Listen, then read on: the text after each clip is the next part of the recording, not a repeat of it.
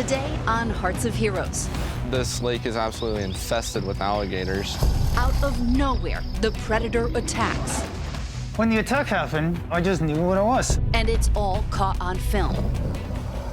I hit this brick wall with scales and teeth. It was a very clear message. Get out of the gator's mouth. Alone and gravely injured, his chances of survival are grim. We knew he needed medical attention. I was very nervous just because I didn't know if he was going to make it. I kept thinking, how long is the paramedics going to take to get here? And later, a high-risk situation calls for a high-tech rescue. A wife called saying that her husband was missing and that he had dementia. Immediately, I put the drone up. When we weren't able to find him in the first few places, I was getting worried. We were really fighting against dusk setting in. Today, two incredible stories caught on camera thanks to modern drone technology. The definition of a hero is someone who won't give up, even when all seems lost.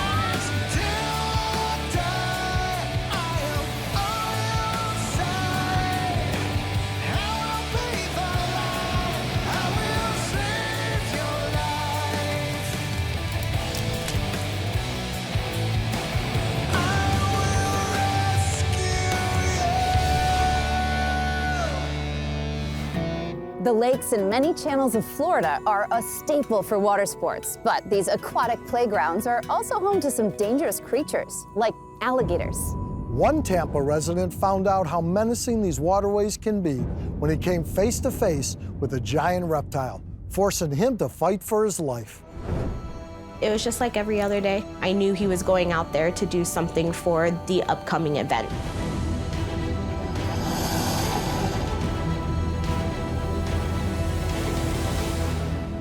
When the attack happened, it felt like jogging headfirst into a brick wall. And I remember very clearly when I was inside of the mouth. He had a large gash down the side of his face. They told us I'd just been attacked by an alligator. The city of Tampa is on the central Gulf Coast of Florida. J.C. Laverde and his wife Christine call this city home, where J.C. also owns and operates his own company. The FedEx Adventure Company is wellness through sport and adventure. It's coaching, it's mentorship, and it's philanthropy. J.C. is also a true American hero. After high school, he joined the Air Force, and he's been a firefighter and paramedic since the age of 19. On the afternoon of August 3rd, 2022, J.C. was heading to Lake Thunotosassa. There, 15 miles outside of Tampa, he was to film an instructional video for his company. It was just like every other day. I knew he was going out there to do something for the upcoming event. It was a multi-stage time segment triathlon. So I wanted to be very specific and record how the event went. The people who live on the shores of this sprawling lake know the dangers that lurk beneath the water. We've been living here for 12 years, and this lake is absolutely infested with alligators. I mean, Florida, I just know there's gators in any body of water. Sometimes I think about when my son goes fishing on the dock, you know, just be careful. Almost every time I come down here, there's 1 or 2 gators around the dock. JC had hired a young videographer named Matt to film drone footage of his swim in the lake, unaware of the hazard he was diving into. I did not see this little dinosaur in front of me. Suddenly, JC was in the jaws of the alligator, with the drone capturing it all. When the attack happened, it was a quick jolt. Okay, I'm not going forward any longer. It felt like jogging headfirst into a brick wall.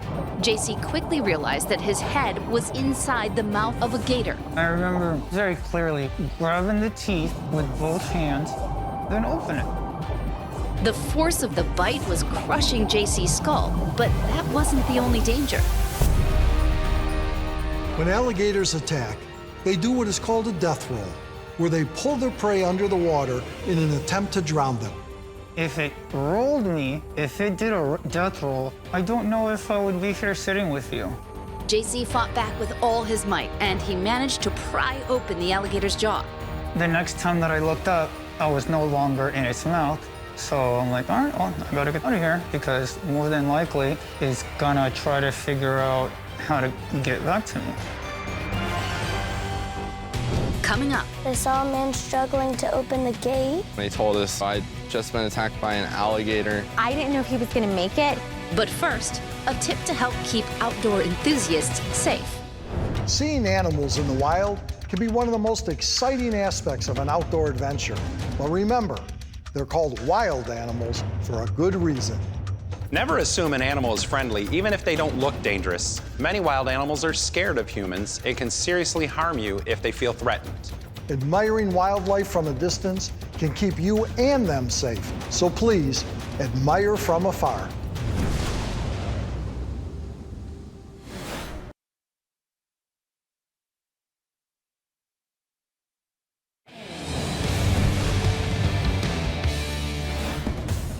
In August of 2022, J.C. Laverde was swimming in a lake when he was attacked by an alligator.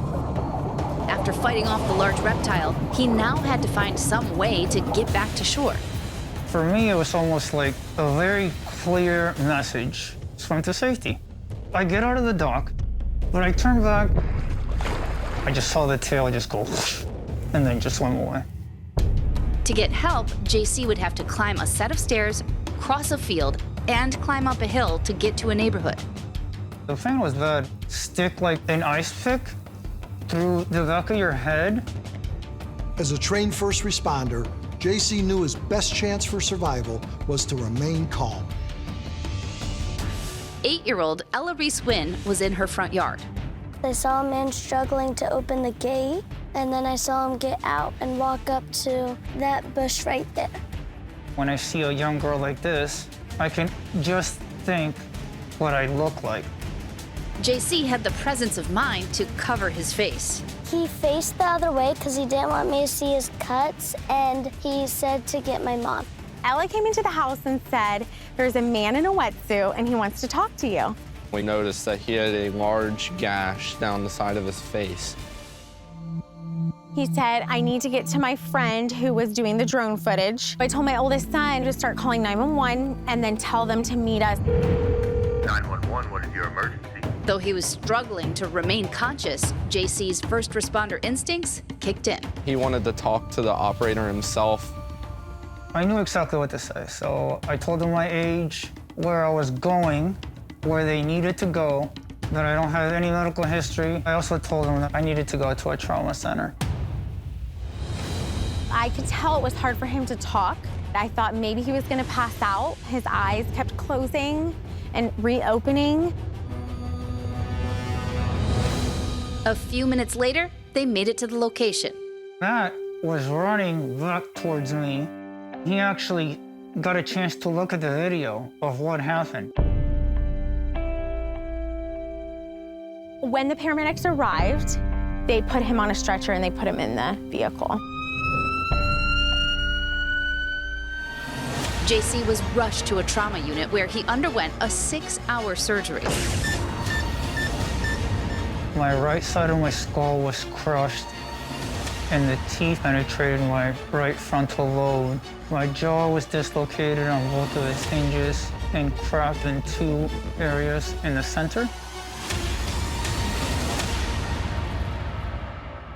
I was obviously very emotional and crying, and I just remember him saying, Christine, be strong, be strong. And from there, I just kind of put myself together as best as I could. JC spent the next 10 days in the hospital. His jaw was wired shut, and for the following months, he would have to wear a helmet to protect his scalp. Despite all of that, JC does not blame the alligator. I didn't mitigate the risk, so I was mad at myself because I call myself a professional, and that's not a professional thing to do. I was approaching its area, and it treated me accordingly, just like I would have treated it accordingly if it was coming on the side of my house. After JC was released from the hospital, one of the first things he wanted to do was reconnect with the family who came to his rescue. I gave him a big old hug and gave him a really beautiful orchid that my mom picked out. Thank you so much for doing that. If I wouldn't have found you, I probably would have continued walking, and I probably would have just passed out. You stayed so composed and calm, cool, and collected. So I would imagine that's how you are as a person. So that's awesome. No, I'm sure sometimes I lose my cool. So do I. I love them very much. Like truly, they're amazing. They're amazing humans.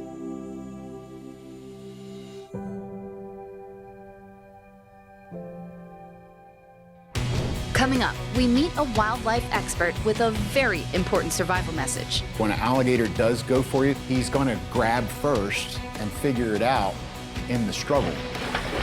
But first, another tip to keep solo adventurers safe. Many hikers find solo expeditions to be a great way to get in touch with nature and explore at their own pace. But hiking alone can come with considerable risk. As a rule, it's usually safer to hike with a buddy. But if you are trekking solo, remember to share your plans with a trusted friend before you set out.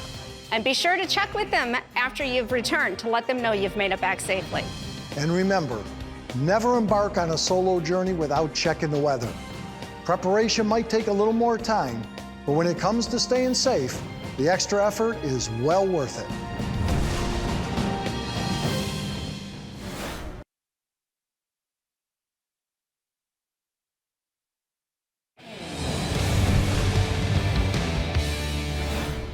J.C. Laverde survived an alligator attack and miraculously lived to tell about it. Today, Sheldon Yellen of our sponsor Belfour Property Restoration is at the Alligator and Wildlife Discovery Center to learn what we can do if we're ever faced with the same situation.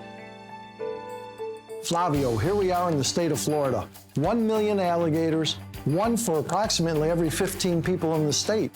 Alligator encounters are happening more and more often. What specifically can we do if we have an alligator encounter? Fight for your life.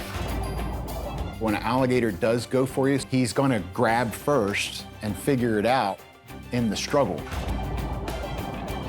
In the case of JC, that struggle saved his life. Yeah, exactly. So that was a classic example of I got away from an alligator because I struggled. Thank you, Flavio. No problem. As a first responder, J.C. Laverde had no idea that he would be on the receiving end of a rescue. On this day, he and his wife Christine returned to his home base to reconnect to his dedicated colleagues. Hollywood, here we go.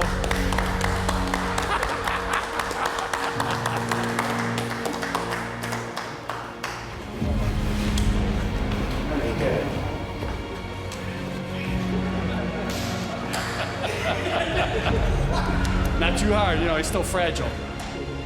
The reason that I'm here is not really just for me. It's kind of just to appreciate the department as a whole and, you know, the heroes that you guys are. So, yeah.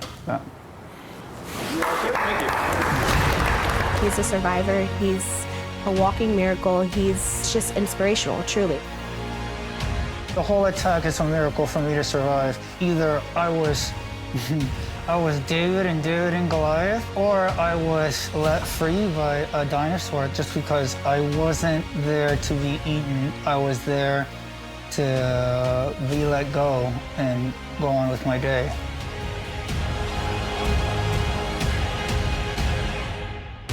Up next, first responders used drones to try to save a man lost in the wild.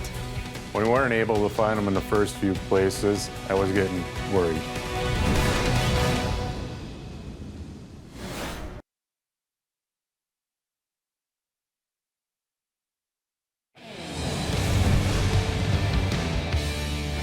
The boom in technology has changed our lives in so many ways, from how we work to how we bank to how we drive, or in this case, how rescuers saved a life. When an elderly man was lost in a field, first responders would have to use a modern piece of equipment to locate him before it was too late. The small township of Bovina is located in a mostly rural part of Wisconsin. Some would call it God's country. It's a nice area to go take a hike and enjoy some of the parks up in that part of the county.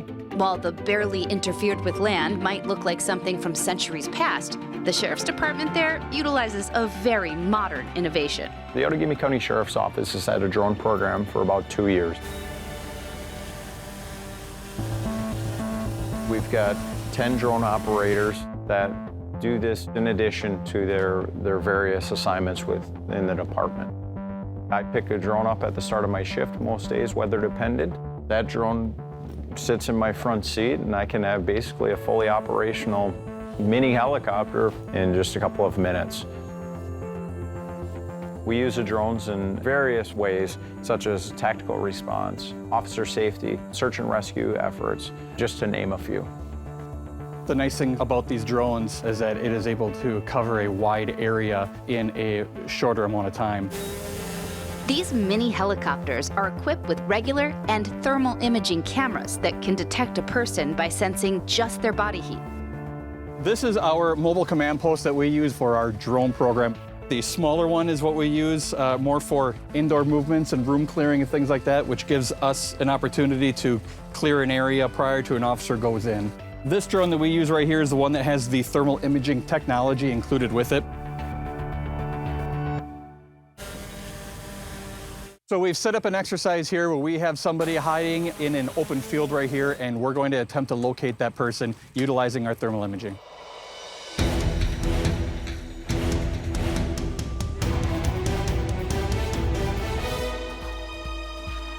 Here he is lying, and you can make it out plain as day.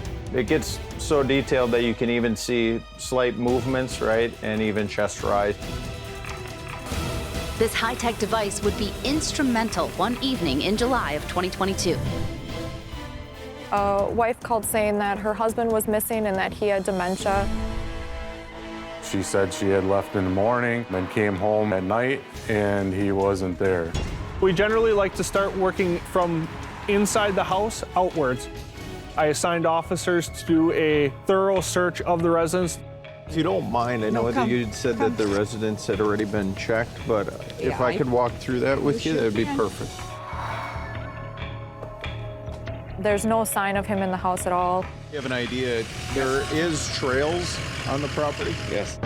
First responders began searching the rest of the property. The house was completely surrounded by woods and thick underbrush, which makes a ground search very difficult. When we weren't able to find him in the first few places, it was getting darker. I was getting worried. Immediately, I put the drone up, but we were really fighting against the dusk setting in. A needle on a haystack would be probably the most accurate description of what we were trying to locate in this male.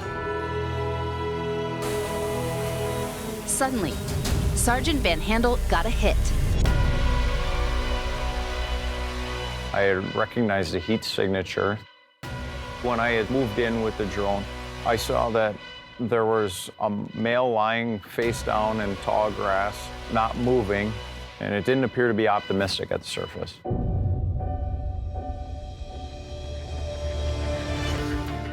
Officer Kerr Yang followed the drone to the man's location, unsure if he was still alive. As soon as I reached him, I touched him, he became startled. That's when I figured out he was still alive. He was confused, a little bit banged up, but in good spirits and ready to be reunited with his family. We ended up putting him on a longboard, and we put him in the back of a Outagamie County Sheriff's car and drove him up. He did make a full recovery and he was home. It was an amazing feeling to see him still alive, be able to tell his wife that, hey, we found your husband and he's alive and he's here with us today and you'll be with him shortly. The drone program has really been a game changer for our department. I believe the drone was instrumental in finding him and recovering him safely. It was a surreal moment and definitely takes the cake in my career. That moment will stick with me for the rest of my life.